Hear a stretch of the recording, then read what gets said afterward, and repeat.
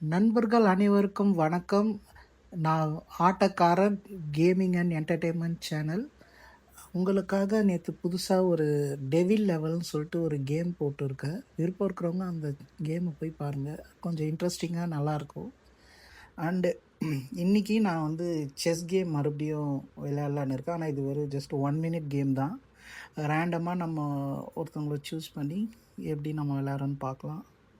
Okay, இன்றைக்கி நம்ம தான் ஃபஸ்ட்டு விளையாட போகிறோம். நான் சோல்ஜர் எடுத்து அந்த 4 ஸ்டெப் மூவ் தான் ஆட போகிறேன். அதே எக்ஸிக்யூட் பண்ணுறேன். ஓகே, ராணி எடுத்து வச்சுட்டேன். அடுத்து சிப்பாய் வச்சாச்சு. அவரும் சேம் 4 ஸ்டெப் மூவ் தான் அவரும் ஆடுறாருன்னு தெரிஞ்சிருச்சு. ஸோ அதை தடுக்கிறதுக்கான வழிகளை நான் பண்ணுறேன்.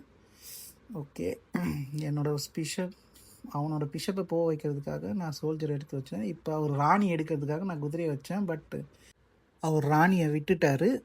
ஓகே, பட் நான் இப்போ ராணி வச்சு செக் வச்சாலும் அவருக்கு தப்பிக்க இடம் இருக்குது. எஸ், அதே மாதிரி அவர் மூவ் பண்ணிட்டார். இப்போது என்னோடய ராஜா செக் வச்சுருக்காரு. ஓகே ஓகே, அவரும் இதுவாக தான் விளையாடுறாரு. நல்லா ஸ்பீடாகவும் இருக்கார். டைமிங்கில் நம்மளோட அதிகமாக இருக்கார். 10 seconds நம்மளோட முன்னாடி இருக்கார்.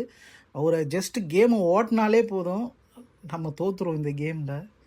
ஆனால் இந்த கேமை நம்ம ஜெயிக்கணுன்னா ஒரே ஒரு வழி தான் இருக்குது. அவரை செக்மேட் பண்ணி தான் ஜெயிக்க முடியும். பட் செக்மேட் பண்ணுறதுக்கும் ஒரு சின்ன 1% சான்ஸ் இருக்குது. என்னோடய யானையையும் ராணியும் வச்சு நான் பண்ணலாம். பட் ஆனால் அதுக்கான வாய்ப்பை அவர் அமைச்சு கொடுப்பாரான்னு தெரியல. பார்ப்போம் பொறுத்திருந்து.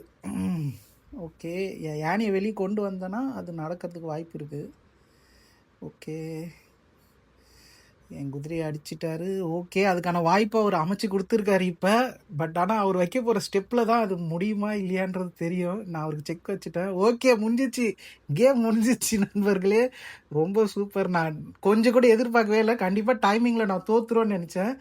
பட் ஆனால் இந்த அளவுக்கு முடிஞ்சதுக்கு காரணம் எனக்கு கேம் தெரிஞ்சதுன்றதுனால இல்லை, என்னோட கம்மியாக அவருக்கு தெரிஞ்சிருக்குன்றது நான் சொல்லிக்க விருப்பப்படுறேன். ஏன்னா எனக்கு ஒன்றும் அந்தளவுக்கு பெருசாக கேம் விளையாட தெரியாது. செஸ்ஸு ஒரு அளவுக்கு இப்போ தான் கற்றுக்கிட்டு இருக்கேன் நான். ஓகே, எல்லாருக்கும் நன்றி, வணக்கம். இன்றைக்கி உங்களுக்காக இந்த வீடியோ கொண்டு வந்திருக்கேன். எல்லாருக்கும் பாய் பாய்.